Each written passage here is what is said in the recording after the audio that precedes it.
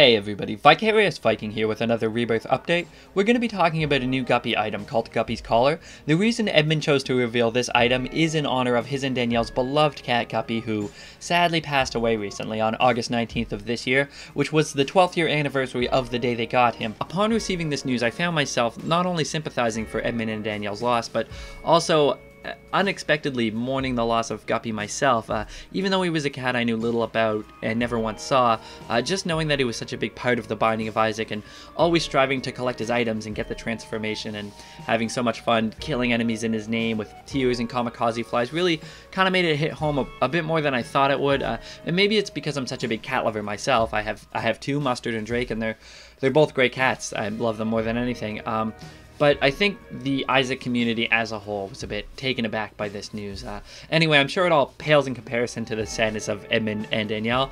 They love their cat more than anything, I'm certain, and I extend my deepest condolences to them. So with that, let's go ahead and get to the item. So the item we're taking a look at, we have seen before in the Devil Room of the first gameplay reveal from Edmund. We now know this item is called Guppy's Collar, and when you pick it up, you get a little pink collar around your neck with a little heart on it. The effect of this item is you have a 50% chance to respawn in the previous room with 1/2 a heart upon death. When it happens, you'll get a text that says Fate Chosen. It doesn't say it in the GIF, but I'm sure it will by the time the game comes out. And this does count as a Guppy item, so picking it up will put you that much closer to getting the Guppy transformation. So taking a look at the GIF on screen, you'll see that Isaac dies pretty much right away to a champion enemy. He then respawns in the previous room with Guppy's Collar, and upon re-entering the room, you'll notice the champion's gone, but that's not really anything new. That's kind of the way it's always worked in the Binding of Isaac.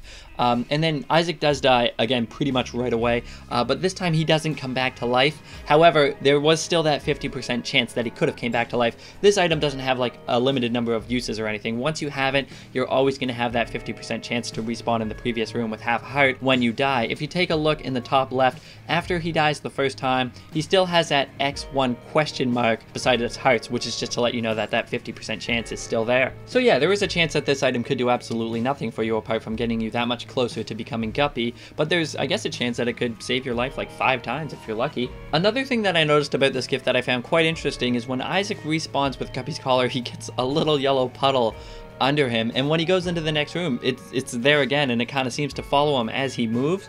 I'm not really sure what that's all about. Maybe it's just to represent that he's leaking some kind of bodily fluid, but there it is, man. It's probably just Edmund being gross, because Edmund's gross. But that is going to do it for this update, guys. I want to thank you very much for watching. Go check out bindingofisaac.com for a lovely tribute to Edmund and Danielle's beloved cat Guppy, as well as a lot of Rebirth updates. On behalf of myself and the rest of the Binding of Isaac community, I'd just like to say, rest in peace, little Guppy.